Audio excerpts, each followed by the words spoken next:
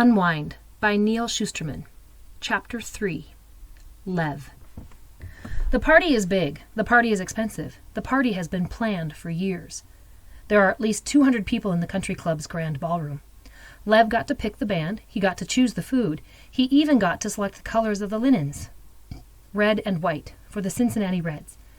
And his name, Levi Jedediah Calder, is stamped in gold on the silk napkins for people to take home as a remembrance. This party is all for him. It's all about him, and he's determined to have the best time of his life. The adults at the party are relatives, friends of the family, his parents' business associates, but at least 80 of the guests are Lev's friends.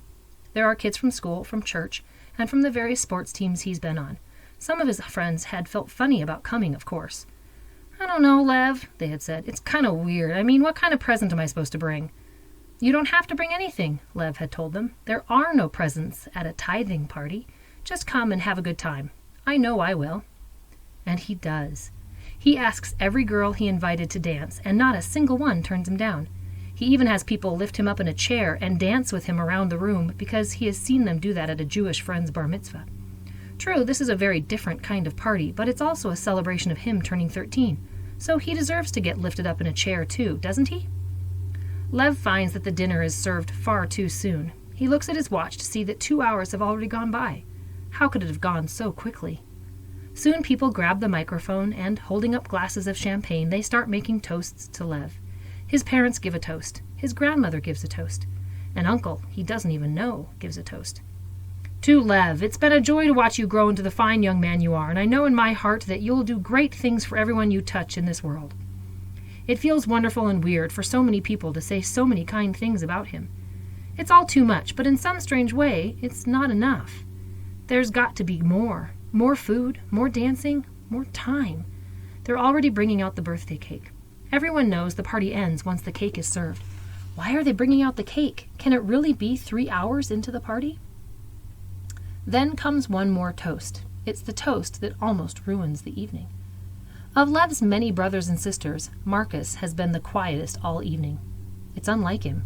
Lev should have known something was going to happen. Lev, at 13, is the youngest of 10. Marcus, at 28, is the oldest.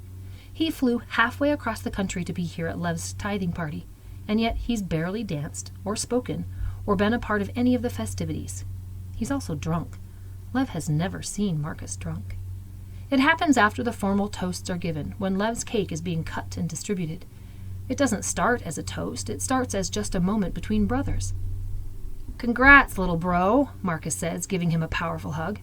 Lev can smell the alcohol on Marcus's breath. "Today you're a man," sort of.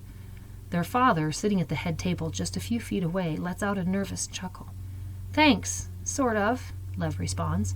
He glances at his parents. His father waits to see what's coming next. His mother's pinched expression makes Lev feel tense.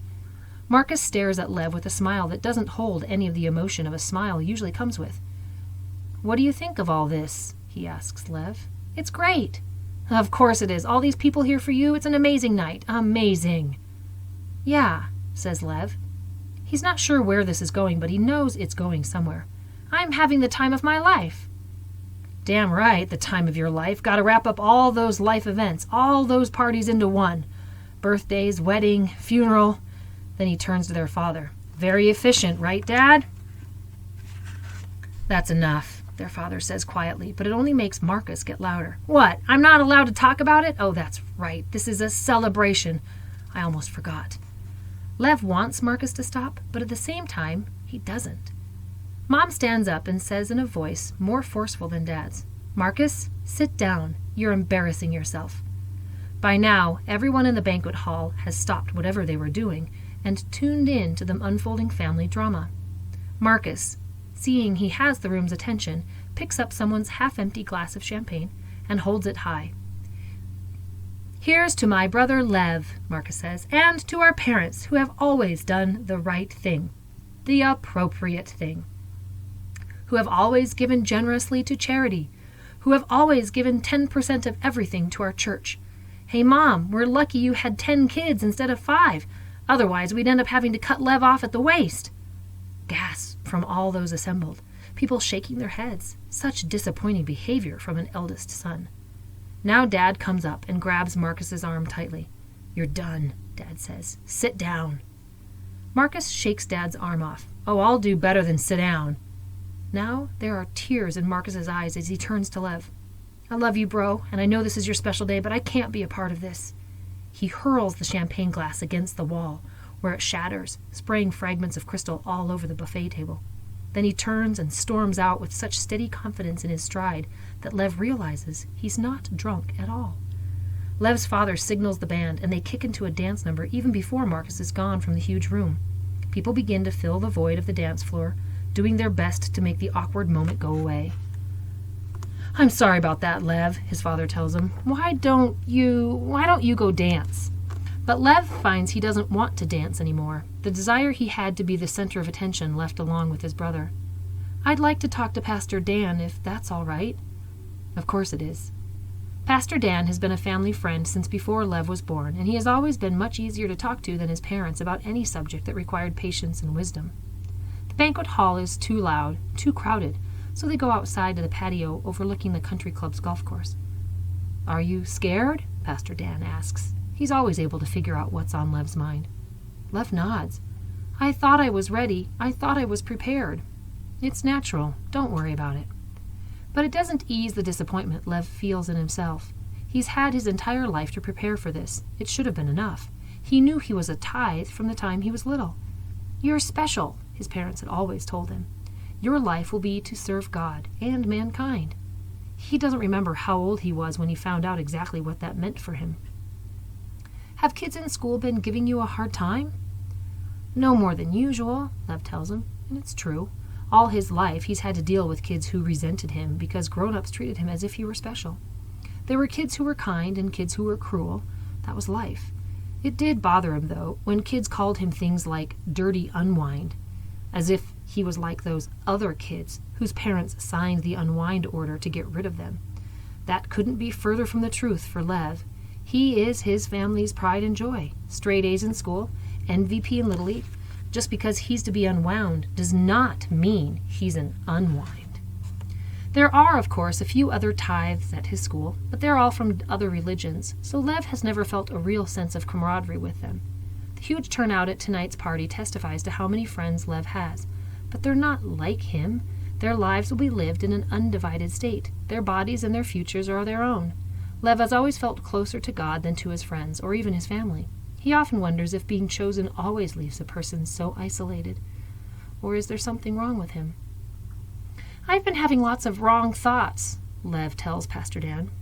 "There are no wrong thoughts, only thoughts that need to be worked through and overcome."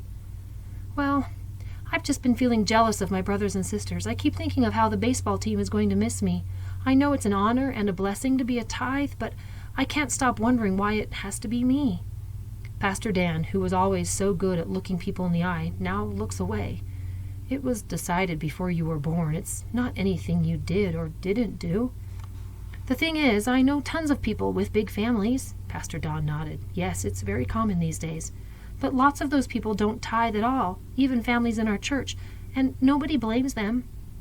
There are also people who tithe their first, second, or third child. Every family must make the decision for itself. Your parents waited a long time before making the decision to have you." Lev reluctantly nods, knowing it's true. He was a true tithe, with 5 natural siblings, plus 1 adopted, and 3 that arrived by stork. Lev was exactly 1/10. His parents had always told him that made him all the more special. "I'll tell you something, Lev," Pastor Dan says, finally meeting his eye. Like Marcus, his eyes are moist, just 1 step short of tears. "I've watched all your brothers and sisters grow, and although I don't like playing favorites, I think you are the finest of all of them in so many ways. I wouldn't even know where to start. And that's what God asks for, you know. Not first fruits, but best fruits." "Thank you, sir." Pastor Dan always knows what to say to make Lev feel better. "I'm ready for this," he said, and saying it makes him realize that in spite of his fears and misgivings, he truly is ready. This is everything he has lived for. Even so, his tithing party ends much too soon. In the morning, the Calders have to eat breakfast in the dining room with all the leaves in the table. All of Lev's brothers and sisters are there. Only a few of them still live at home, but today they've all come over for breakfast. All of them, that is, except Marcus. Yet for such a large family, it's unusually quiet, and the clatter of silverware on china makes the lack of conversation even more conspicuous. Lev, dressed in his silk tithing whites, eats carefully so as not to leave any stains on his clothes. After breakfast, the goodbyes are long, full of hugs and kisses. It's the worst part. Lev wishes they would all just let him go and get the goodbyes over with. Pastor Dan arrives. He's come at Lev's request, and once he's there, the goodbyes move more quickly. Nobody wants to waste the pastor's valuable time. Lev is the first one out in his dad's Cadillac, and although he tries not to look back as his father starts the car and drives away, he can't help it. He watches as his family home disappears behind them. I will never see that home again, he thinks, but he pushes the thought out of his mind. It's unproductive, unhelpful, selfish. He looks at Pastor Dan, who sits beside him in the back seat, watching him, and the pastor smiles. "It's all right, Lev," he says, and just hearing him say it makes it so. "How far is the harvest camp?" Lev asks to whoever cares to answer. "It's about an hour from here," his mom says. "And will they do it right away?" His parents look to each other. "I'm sure there'll be an orientation," says his father. That short answer makes it clear to Lev that they don't know any more than he does. As they pull onto the interstate, Lev rolls down the window to feel the wind on his face and closes his eyes to prepare himself. "This is what I was born for. It's what I've lived my life for. I am chosen. I am blessed. I am happy." Suddenly his father slams on the brakes. With his eyes closed, Lev doesn't see the reason for their unexpected stop. He just feels the sharp deceleration of the Cadillac and the pull of the seatbelt on his shoulder. He opens his eyes to see that they have stopped on the interstate. Police lights flash, and was that a gunshot he just heard? What's going on? Then, just outside his window is another kid, a few years older than him. He looks scared. He looks dangerous. Lev reaches over to quickly put up his window, but before he can, this kid reaches in, pulls up the lock on the door, and tugs the door open. Lev is frozen. He doesn't know what to do. "Mom? Dad?" he calls. The boy with murder in his eyes tugs on Lev's white silk shirt, trying to pull him out of the car, but the seatbelt holds him tight. "What are you doing? Leave me alone!" Lev's mom screams for his father to do something, but he's fumbling with his own seatbelt. The maniac reaches over and in one swift motion unclips Lev's seatbelt. Pastor Dan grabs at the intruder, who responds with a quick, powerful punch, a jab, right at Pastor Dan's jaw. The shock of seeing such violence distracts Lev at a crucial moment. The maniac tugs on him again, and this time Lev falls out of the car, hitting his head on the pavement. When he looks up, he sees his father finally getting out of the car, but the crazy kid swings the car door hard against him, sending him flying. "Dad!" His father lands on the path of an oncoming car. The car swerves and, thank God, it misses him, but it cuts off another car, hitting it. That car spins out of control, and the sound of crashes fills the air. Lev is pulled to his feet again by the kid, who grabs Lev's arm and drags him off. Lev is small for his age. This kid is a couple years older and much bigger. Lev can't break free. "Stop!" yells Lev. "You can have whatever you want. Take my wallet," he says, even though he has no wallet. "Take the car. Just don't hurt anyone." The kid considers the car, but only for an instant. Bullets now fly past them. On the southbound roadway are policemen who have finally stopped traffic on their side of the interstate and have made it to the median dividing the north and southbound lanes. The closest officer fires again. A tranq bullet hits the Cadillac and splatters. The crazy kid now puts Lev into a chokehold, holding Lev between himself and the officers. Lev realizes that he doesn't want a car or money. He wants a hostage. "Stop struggling! I've got a gun!" And Lev feels the kid poke him in the side. Lev knows it's not a gun. He knows it's just the kid's finger. But this is clearly an unstable individual, and he doesn't want to set him off. "I'm a worthless as a human shield," Lev says, trying to reason with him. "Those are tranq bullets they're shooting, which means the cops don't care if they hit me. They'll just knock me out." "Better you than me."